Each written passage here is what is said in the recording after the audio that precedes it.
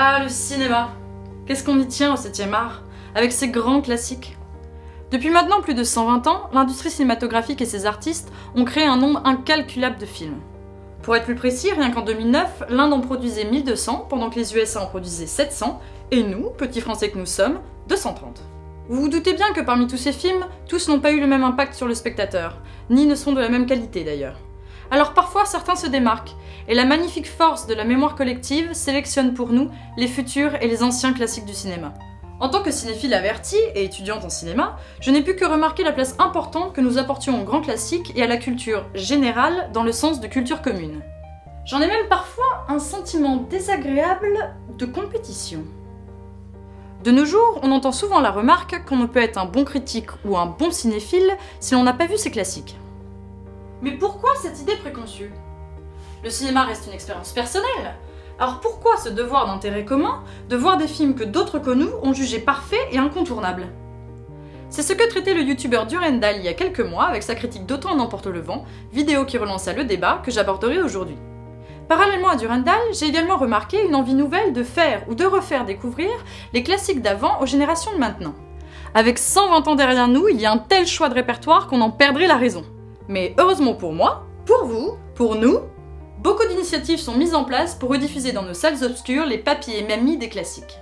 Du 13 au 16 avril a eu par exemple lieu le festival Play It Again, qui proposait aux salles de cinéma françaises de rediffuser des classiques en version restaurée.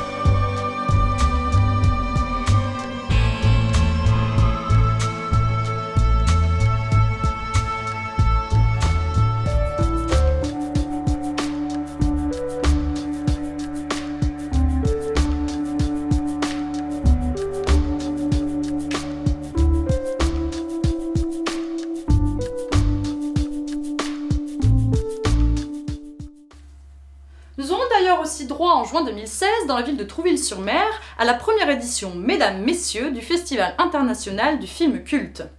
Mais qu'est-ce qui est culte? Oui. Non. Oui. Non. Mais non. Ah oui. Oui. Oh non. Oui. Oui. Pas encore.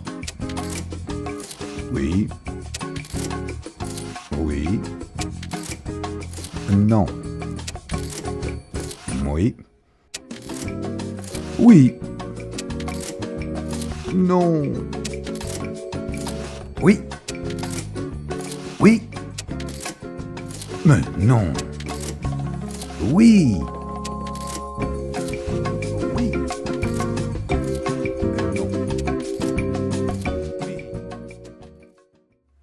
D'ailleurs, remettons les pendules à l'heure. En réalité, culte et classique ne désignent pas du tout les mêmes films, et consciencieuse que je suis, je me dois de mettre le doigt sur cette nuance souvent oubliée aujourd'hui. Un classique est une œuvre qui fait autorité dans son domaine, qui est devenue une référence unanimement admise.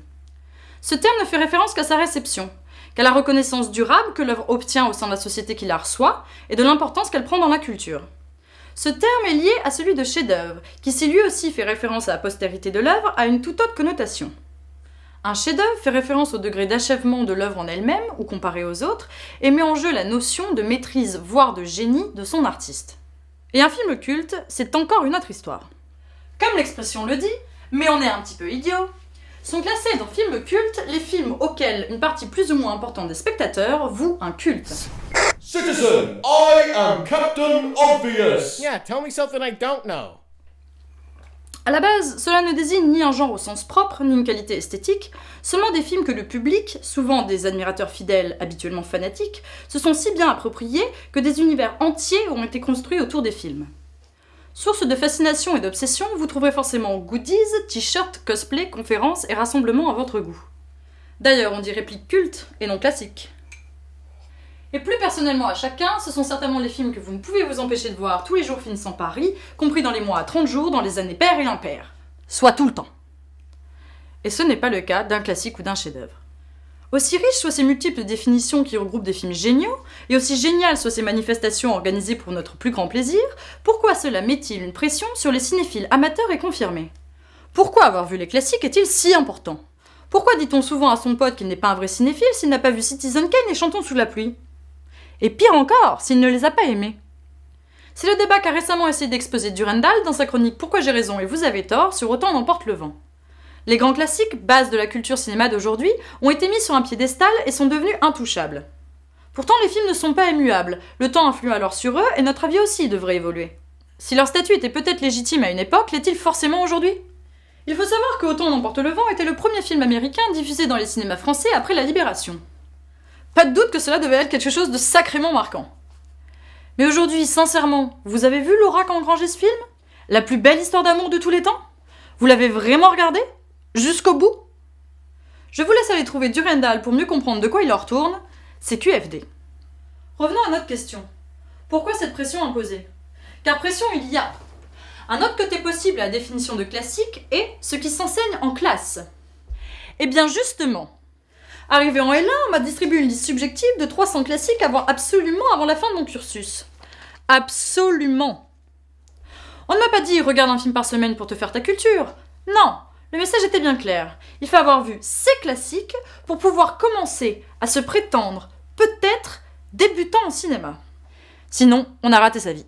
Bouh ! Le mauvais élève. La culture cinéma est devenue un devoir, dans tous les sens du terme. Il est aussi clair que de nos jours, la cinéphilie est devenue la course à qui a le plus vu, le plus tôt, le plus longtemps, le plus. Classique compris. Autre exemple, le site Sens Critique, très bien pour tout ce qu'il offre à notre cinéphilie, comme noter, classer, répertorier nos films, bref, mettre un peu d'ordre dans nos vies, n'a pas que des bons côtés. N'avez-vous pas fini par avoir le réflexe de cataloguer frénétiquement tous vos films vus, dans un but caché ou non de faire monter le score de votre collection, en comparaison perpétuelle avec celle de vos amis ? Il y a là un très ostensible goût de « Nanana, je t'ai battu, j'en ai vu plus et... Oh, tu n'as pas aimé 2001 ? Persona non grata. » C'est un jeu, il faut dire, dans lequel je tombe très facilement moi-même. Mais est-ce la bonne démarche pour aborder le cinéma ? Non, et il suffit de réaliser un truc très simple pour mettre court à tout cela.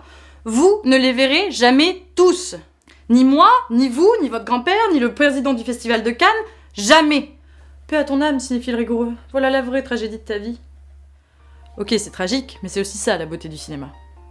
Alors partant de là, revoyons ce monde cinéphilique. Première idée de génie. Ne serait-il pas mieux d'attendre de nous forger un bon esprit critique pour ensuite visionner et savoir apprécier ces grands classiques à leur juste valeur ? Et j'ai bien dit à leur juste valeur. Le cinéma est quelque chose de personnel, et ceci ne changera pas. Le plus important n'est-il pas alors la simple passion des images, et surtout, oh mes amis, surtout, la réflexion que nous pouvons avoir dessus ? On n'a pas besoin de tout voir, tout connaître, tout aimer pour avoir une certaine crédibilité en tant que critique et encore moins comme cinéphile. Le plus important, c'est de pouvoir réfléchir sur ce qu'on voit et comprendre comment cela fonctionne. Et ça, on peut aussi bien le faire avec un très bon vieux film, un mauvais vieux film, un récent mauvais film ou un récent très bon film. Le plus important reste de croiser nos connaissances et nos discours, tous ensemble, et de débattre de façon constructive sur le cinéma. Rien ne sert d'obliger les gens, ou qu'ils s'obligent eux-mêmes, à voir les classiques par conception ou idée reçue. Il faut néanmoins bien départager ici la réflexion objective sur un film et son avis personnel. Évidemment, les deux sont très liés, et la totale objectivité n'existe pas, mais nous pouvons assez facilement reconnaître l'importance technique et novatrice d'une œuvre par rapport à son époque, de façon distincte de notre avis personnel. J'ai remarqué que nous nous intéressons plus souvent aux grands classiques quand notre curiosité pour le cinéma devient plus sérieuse, voire professionnelle. Nous trouvons un intérêt personnel à enrichir notre culture et à comprendre un peu mieux cet univers fascinant. Mais nous n'en sommes pas plus ou moins cinéphiles que nos potes qui se mettent Avengers ou Babysitting 2 pour le plaisir de les voir, d'en parler et de les critiquer. On peut très souvent reconnaître la qualité technique d'une œuvre, mais ne pas l'aimer, simplement parce qu'elle ne nous a pas touchés, et au contraire adorer des films pour lesquels on reconnaît facilement les faux raccords, les incohérences, les erreurs. De là, qui serait capable de dire ce qu'il faut voir ou ne pas voir pour aimer et comprendre le cinéma ? Prenez soin de vous, allez voir des films!